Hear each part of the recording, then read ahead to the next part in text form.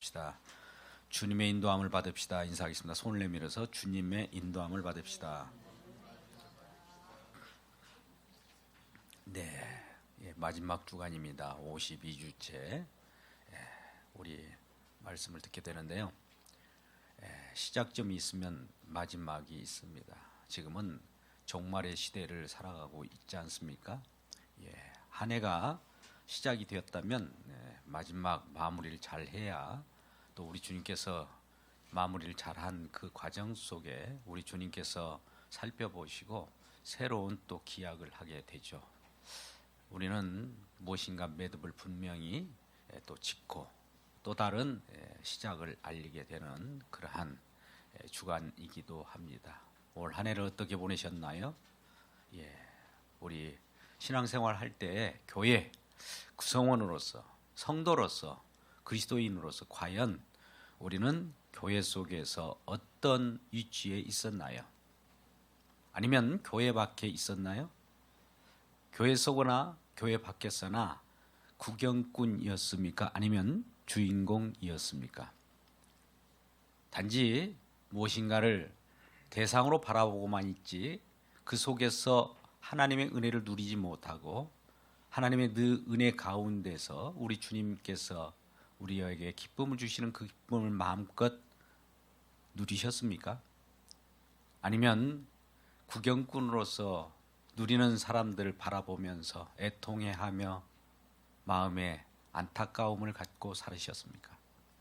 이제 마지막을 잘 장식하면 끝이 좋으면 다 좋은 거예요.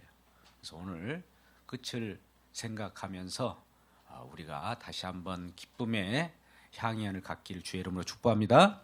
할렐루야. 오늘은 교회 설계도대로 되어 있는지를 확인하는 그런 마지막 주간이기도 합니다.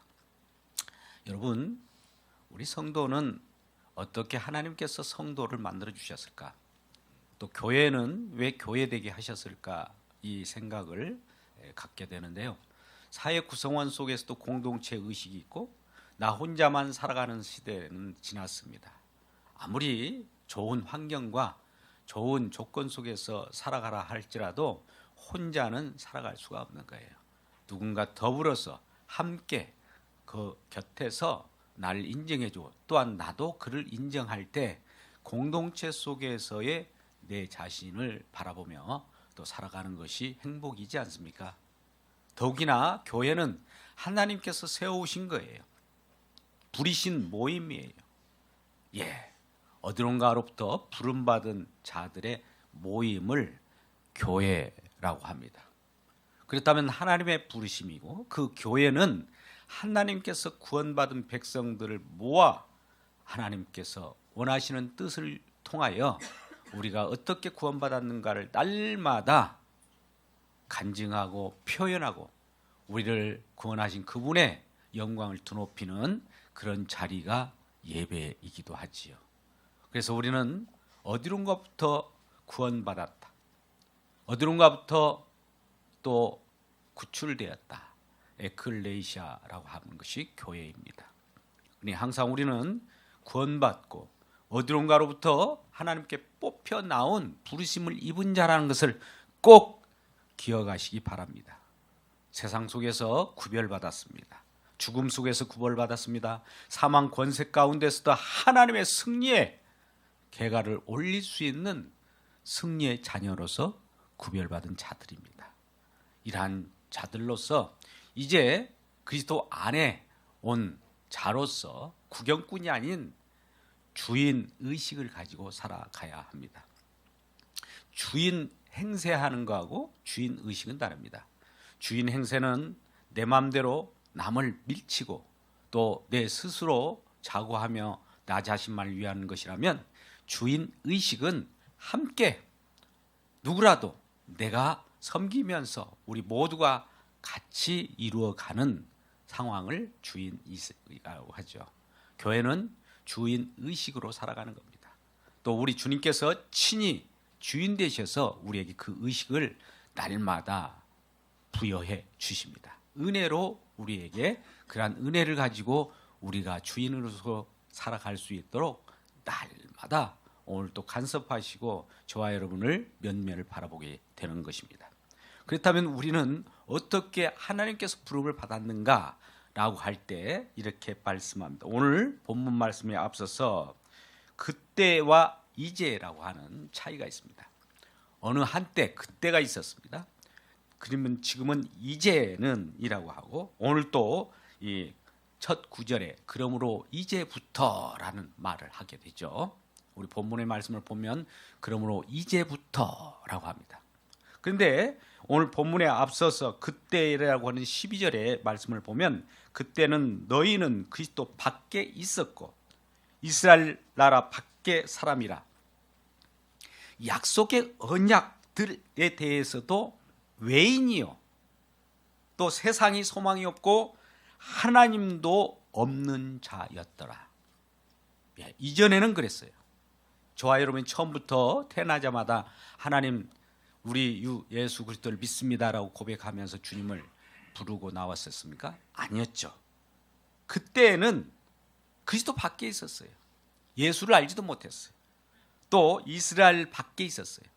또 언약의 약속, 우리가 이 언약에 대한 말씀을 같이 나누고 있습니다만 약속들에 대해서도 알지 못하고 약속 밖에 있었단 말입니다. 또 하나님을 알지도 못했어요. 그런데 이제는 13절에 전에 멀리 있던 너희가 그리스도 예수 안에서 그리스도의 피로 가까워졌느니라. 할렐루야. 우리가 멀리 하나님과 멀리 떨어져 있었고 죽음 가운데 있었던 자들이 이제 생명 가운데로 올 수 있는 것은 그리스도의 피라고 하는 것입니다. 그리스도 피라고 하는 것은 구체적으로 십자가에서 이루신 일을 놓고 말씀합니다. 이제는 우리가 원수되었던 관계, 시기질투 다툼 속에서 있었던 관계, 경쟁 관계에서 있었던 관계, 슬픔과 탄식 속에서 있던 관계에서 슬픔을 다 배제시키고 또 실망을 다 배제시키고 실패를 다 배제시킨 십자가 속에 우리가 안착하고 또 자유를 누리고 안식을 누릴 수 있도록 하나님께서 그렇게 하셨다는 겁니다. 그래서 그러므로 이제는 그리스도 예수 안에서 이제부터 너희는 외인도 아니요 또 나그네도 아닙니다. 외인도 아니라 나그네도 아니라 라고 하는 말씀은 이제 같은 족속이요 같은 공동체 속에 있기 때문에 누군가 외면당하지 않는다는 겁니다.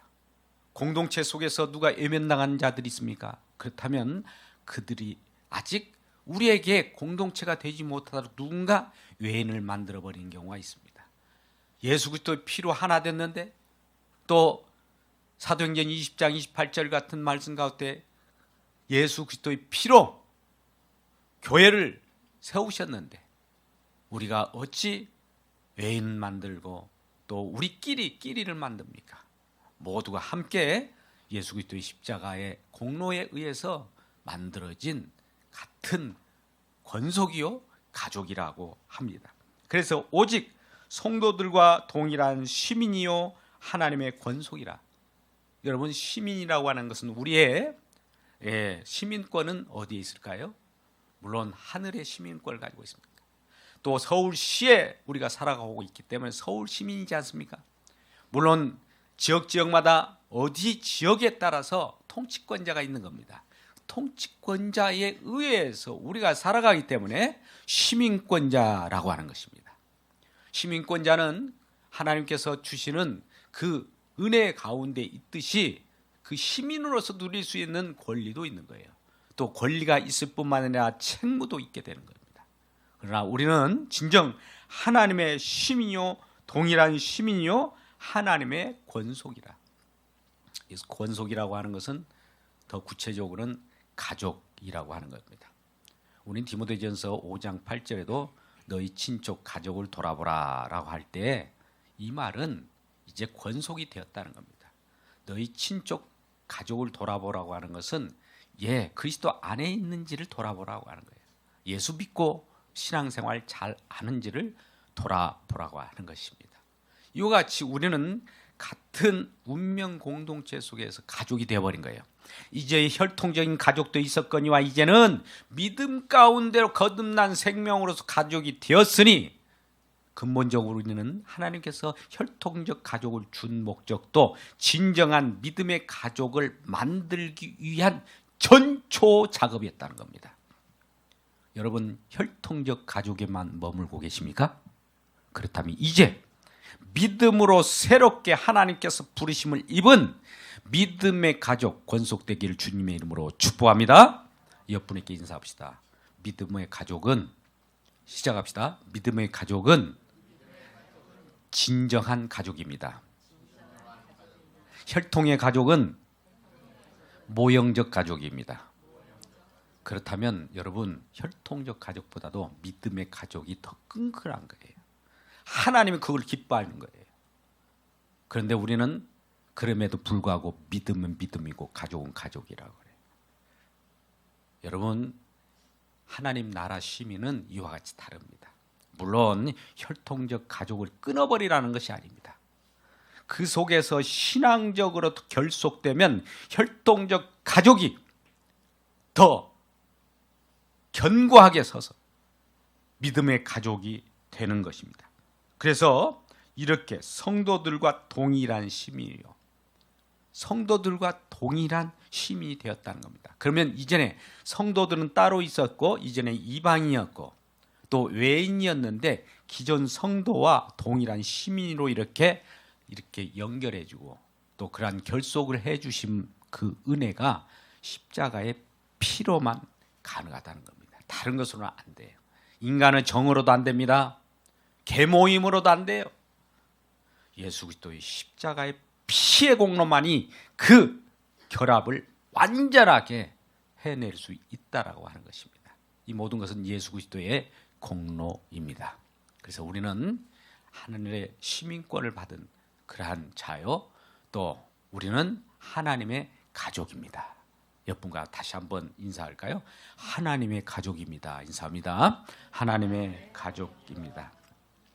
예수께서 그러면 우리는 하나님의 가족이 되는 그 경과가 무엇일까요? 하나님께서 계획하신 거예요. 하나님이 설계하신 거예요. 설계한 대로 하나님이 무엇인가를 이루어갑니다. 우리는 건축물로 우리 교회를 생각해 볼 수가 있습니다. 어떤 건물을 질 때 분명히 계획하는 청사진이 있을 거예요.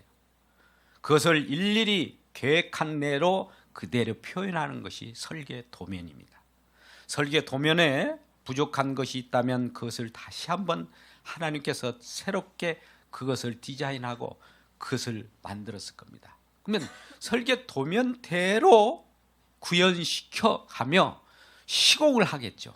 공사를 할 거 아닙니까? 그 공사의 시작은 모퉁이돌, 머릿돌부터 시작한다는 것이죠. 여러분 기초 위에 집을 세워야 되지 그냥 아무 데나 집을 세울 수 없듯이 하나님 나라 백성인 저와 여러분 교회도 마찬가지로 무엇인가 기초가 있고 출발이 있는 것입니다. 기초가 무엇이며 출발이 무엇일까요? 그 바로 머릿돌입니다.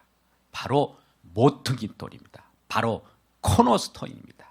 그런데 이 머릿돌, 머리를 무엇으로 삼아서 우리가 교회를 이루어 가실까? 교회는요 이루가 되는 동기가 이것이 꼭 있어야만 교회 되는 겁니다. 자, 우리는 요한복음 19장 30절 말씀 가운데 우리 주님께서 대텔레스타이 이 계속 다 이루었다 이렇게 말씀하셨어요. 그러면서 뭐라고 말씀하냐면 머리를 숙이니 영혼이 떠나가시니라. 자, 우리는 이 말씀을 한번 앞뒤의 문맥을 생각해 보시죠.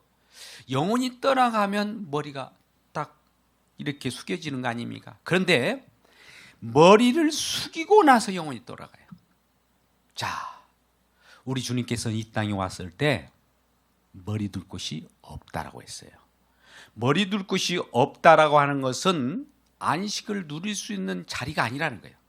이 세상에 우리 주님께서 말씀 육신되어서 오셨는데 그를 환영한 자가 없었고 또 그를 머리 둘 곳으로 존귀 여기는 자가 없었다는 겁니다. 그래서 우리 주님께서는 이 세상에 와 보니 안식이 있을 수 없고 생명이 없도다. 죽은 세상이라고 진단을 하는 거예요. 마태복음 8장 20절 말씀 가운데 예수께서 이르시되 여우도 굴이 있고 공중의 새도 거처가 있을 때 인자는 머리 둘 곳이 없도다 라고 하는 진단을 해버렸어요. 그러고 나서 머리 둘 곳을 만들고 또 많은 사람들이 죽어있는 이 현장에 살리시는 그 일을 하기 위하여 십자가의 마지막 돌아가시면서 요한복음 19장 30절 말씀과 같이 다 이루고 말씀을 이루고 하나님의 천국을 만들고 또 원수됐던 관계를 하나로 만드는 그 일을 완성한 다음에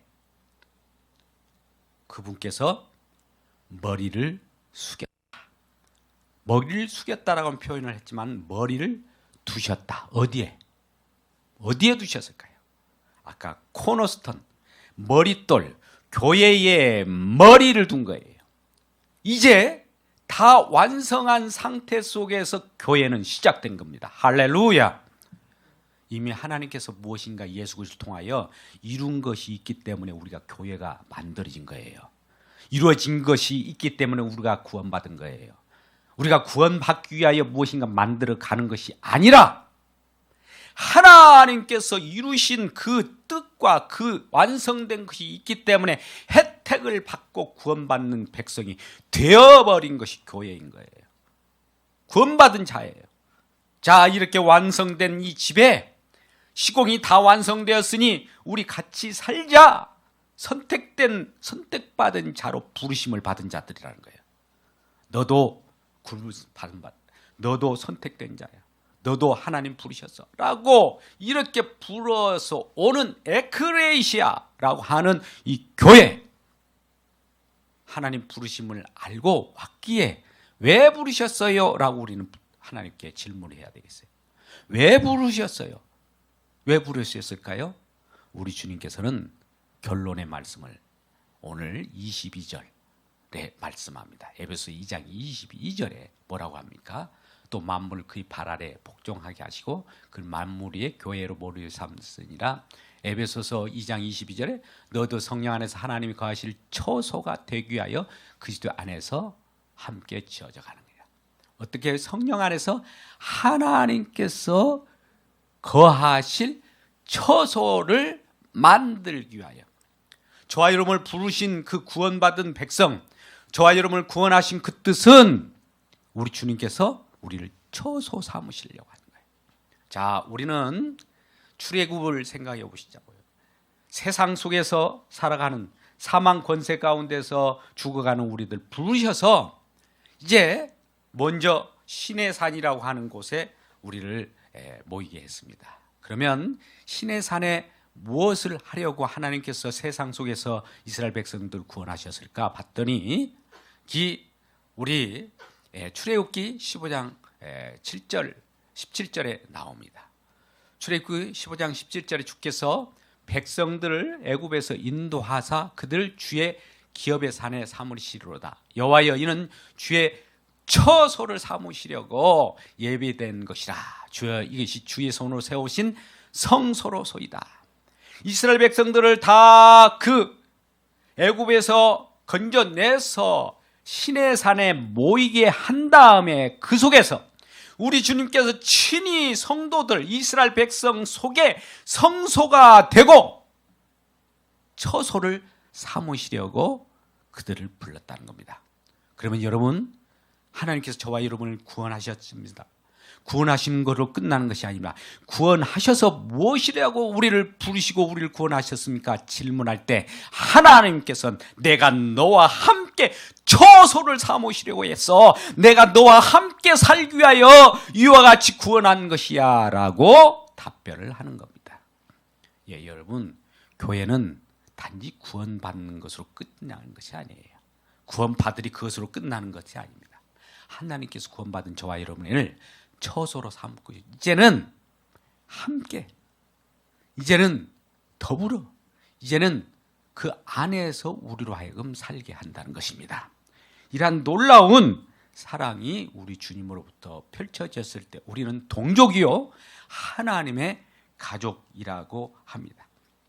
근데 이러한 이제 가족으로서 견고하게 치리하고 우리를 통치하시는 분이 계시는데 그게 바로 머릿돌, 머리가 되셔서 우리를 몸으로 모이게 하시고 또 손발 지체로 만들어가는 과정이 있다는 겁니다. 예수 그리스도가 머리가 되셔서 저와 여러분이 몸으로, 그리스도의 몸으로, 그리스도의 지체로 이제 각 기능을 하게 하는 겁니다. 처소를 삼았으니까 우리 주님께서 우리와 함께 살 때 우리로 하여금 어떤 기능을 하게 할 거예요. 각자 손은 손대로, 각자 마음은 마음대로, 각자 머리는 머리대로, 각자 발은 발대로, 각자 손은 손대로 역할을 할 수 있도록 하나님께서 통치하시고 하나님 움직이셔요. 저와 여러분이 봉사나 또 여러 가지 사랑을 나누는 것이 그냥 예사로 되는 것이 아닙니다. 우리 주님께서 움직이게 할 때만이 그 역할을 하는 거예요. 만약 그 역할이 안 됐다면 우리 주님의 통치를 받지 않는다. 스스로 하나님과는 관계없이 자기 스스로 할 때 그러한 통치가 안 되는 겁니다. 그래서 우리 주님께서는 우리에게 그리스도의 몸된 교회가 살아있음을 확인하기 위하여 머리가 되신 그분이 만물의 으뜸이 될 뿐만 아니라 우리를 통치하시는 구세주임과 동시에 그리스도가 되셔서 지금도 만물을 지배함과 동시에 구원받은 저와 여러분들을 통하여 무엇인가 하게 만든다는 것입니다. 그러면 그것이 무엇일까요? 뭘 하게 만드는가요? 우리 주님의 주님 되심을 찬양하게 하고 우리 주님께서 이 모든 것들을 우리로 하여금 구원받은 백성이 되게 하신 것을 예배하게 하고 또 모든 것으로 표현하게 합니다. 예수 그리스도를 증거하게 하는 겁니다. 자기 자랑을 하는 것이 아니라 예수 그리스도의 공로를 날마다 우리 주님이 다 하셨어. 서로 성도 간에 이러한 관증과 그러한 신앙 고백과 우리 주님의 공로를 날마다 높여드리는 그 역할을 하기 위하여 우리를 부르신 거예요. 우리를 부르신 목적이 그와 같이 되어 있다는 겁니다. 그렇다면 이러한 교회로 계속 부르심을 받는 구원받은 백성 수가 계속 커질 거예요. 그럴 때 이런 표현을 합니다. 21절 말씀입니다. 2장 21절 말씀에 있어서 그 안에서 건물마다 서로 연결하여 주 안에서 성전이 되어 가고 우리는 이제 건물이로 표현되는 성전으로 표현되는 교회로 표현되는 건물로 우리가 쉽게 인식할 수 있도록 사도 바울은 표현하고 있습니다. 그러면 건물마다 서로 연결한다. 코너스톤 머릿돌, 모퉁이돌이 된 기초가 되어서 그로부터 시작된 우리들은 이제 그 안에 연결되어가는 어떤 벽돌과 또 성전의 재료가 되는 거예요. 요한계시록에서는 21장 이하의 말씀 가운데 우리는 그 안에 사도들의 기초 위에 세워진 하나님의 권속들, 하나님의 보석, 하나님의 재료라고 합니다. 그래서 이러한 우리 모두가 이제 그 재료 안에서 하나님의 성전이 되어가고 연결되어 갈 때 여러 그 기능들이 있습니다. 근데 우리는 이러한 하나님께서 부르신 그 재료가 저 밖에서 건져 뜨여온 어떤 바위에서 깨뜨림을 당해서 다시 취함을 받은 재료로서 교회에 들어왔는데 여기서 주님께서 다듬어서 이 재료로서 이 벽돌을 놓기도 하고 어떨 때는 여러 개의 처마를 놓기도 하고 어떨 때는 지붕을 또 쌓을 수도 있고 이런 관계 속에서 우리를 사용하십니다. 그러면 어떤 자는 하나님께서 다듬는 그 손길이 다 하나님의 손길이 다 들어있는 거예요. 그런데 이 모습을 보니 어떤 모습은 평평한 모습이 있을 거고, 어떤 것은 둥근 모습이 있을 거고, 어떤 것은 뾰족뾰족한 모습이 있을 것입니다. 근데 우리는 내 모습이 둥글기 때문에 상대방 모습은 둥글어야 돼 라고 하는 편견을 가져서도 안 돼요. 뾰족뾰족한 모습이 있기 때문에 너는 왜 뾰족뾰족하냐고 우리는 판단하지 못하는 겁니다. 왜요? 하나님께서 뾰족뾰족한 것도 교회 성전을 이루는데 요긴하게 쓰는데, 하나님께서 쓰시겠다고 하는데 우리가 왜 그걸 말리고, 우리는 둥글기 때문에 하나님 저 뾰족뾰족한 것도 둥글게 만들어 쓰세요 이렇게 강요할 수가 없는 겁니다. 왜요? 머릿돌 대신 우리 주님께서 설계도대로 그 뾰족뾰족한 곳은 뾰족뾰족한 그 모습대로 어딘가 배치할 거예요. 사각형이 있는 그런 성도는 사각형이 있는 모습 그대로 어딘가 배치할 것입니다. 그래서 성전된 교회는 각각 기능마다 하나님께서 쓰이는 대로 다 불러 모아서 쓰기 때문에 우리는 그 모든 것을 인정해야 되는 거예요. 그래서 그 속에서도 서로 인정하고 기대고 있을 때, 이 우리 주님께서 어떠한 밖에서의 어떤 비바람이 오더라도 창수가 온다 할지라도 서로 기댄 관계 속에서 있기 때문에 이 교회가 흔들리지 않는 겁니다. 어떠한 사단 마귀 권세가 흔들려고 그렇게 한다 할지라도 음부의 권세가 교회를 이기지 못하는 겁니다. 그러니 우리는 교회 속에서 우리 스스로 이 세워진 교회를 흔들어서 허물어버리지 말고, 또 밖에서 흔들린다고 해도 흔든다고 해도 우리 주님께서 우리에게 요긴하게 쓰고 있는 그러한 하나님의 권속이라고 하는 자부심을 가지고 우리 주님 감사합니다 라고 할 때 우리 주님께서는 기뻐하시는 그런 모습이 되는 것이죠. 자, 우리는 오늘 본문의 말씀에 마지막 아까 우리 22절 말씀을 갖게 되었었는데, 처소가 되기 위하여 우리를 부르셨다. 여러분, 성전에 관한 것은 에스겔서에 잘 나와 있습니다. 에스겔 48장 35절 말씀 가운데 우리에게 이렇게 말씀합니다. 그 사방의 합계는 18,000척이라 그날 후로 그 성읍의 이름을 여호와 삼마라 하리라. 여러분, 여호와 삼마라고 하는 것은 하나님께서 거기 계시다라고 하는 것입니다. 여러분, 임마누엘은 하나님 우리와 함께 계시다고. 이 여호와 삼마는 하나님께서 그 처소에 계시다라고 하는 거예요. 여러분, 에스겔서는 성전에 관한 내용을 주로 선지자를 통해서 말씀하고 있습니다. 성전 물지방에서 물이 나와 47장 같은 경우는 그러지 않습니까? 성전의 문지방에서 물이 나옵니다. 생명수예요. 근데 어린 양의 보좌 밑에서 그 물이 나와서 생명을 살리고 많은 사람을 구원하고 영원한 생명을 주시는 그 일이 벌어지는데, 결과적으로 그걸 보니까 나중에 하나님께서 성전에 그곳에 함께 계시고 거기에 계시다라고 하는 여호와 삼마의 은혜를 우리에게 허락하시려고 하는 겁니다. 이 우리를 하나님께 구원받으시고 구원받게 하시고 부르신 목적은 우리와 함께 거처를 삼아서 함께 살려고 하는 그 목적이, 궁극적인 목적이 있기 때문에 이 하나 교회 속에도 우리 주님이 살아 계셔서 저와 여러분 속에 같이 내주하고 계시는 것이죠. 이전에는 밖에 계셨던 하나님이 이때 우리와 함께 계십니다. 우리는 고린도전서 3장 16절 말씀을 너무나 잘 아는 말씀으로 알고 있지 않습니까? 고린도전서 3장 16절 말씀 가운데 이와 같은 말씀이 있죠. 여러분 같이 읽어볼까요? 너희가 하나님의 성령인 것과 하나님의 성령이 너희 안에 거하시는 것을 알지 못하느냐.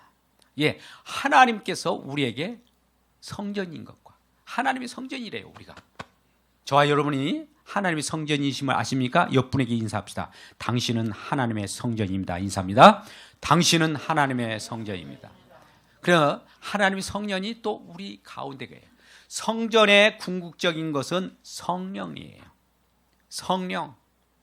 성령은 이 어디에 계신 어디나 계실 뿐만 아니라 우리 가운데 계시기 때문에 우리가 여기서 예배를 드려도 더 동시에 이 지구촌 우리와 반대쪽에서 예배를 드린다 할지라도 우리 성령 하나님께서는 우리 예배를 받으셔요.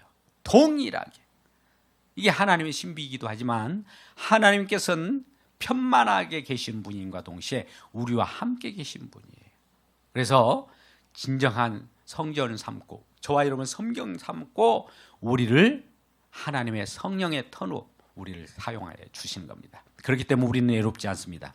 우리는 요한복음 14장 1절, 2절, 이 3절 가운데 이렇게 말씀합니다. 우리를 고아와 같이 내버려 주지 않습니다. 너희는 마음에 근심하지 말라. 하나님을 믿으니 또 나를 믿으라 하면서 내 아버지 집에 거처할 곳이 많다라고 하면서 거처할 곳을 또다시 만들어 내시고 그 거처할 곳이 성령인데 성령을 만들어 주신 다음에 우리 가운데 성령을 부어주신 거예요. 그래서 성령 안이 되었어요. 성령과 더불어서 살아갈 때 우리 주님께서 함께 계심을 알고 기뻐하시기를 주의 이름으로 축복합니다. 그래서 고린도전서 6장 19절에는 구체적으로 이와 같이 말씀합니다. 고린도전서 6장 19절 너희 몸은 너희가 하나님께로부터 받은 바 너희 가운데 계신 성령의 전인 줄을 알아라는 거예요.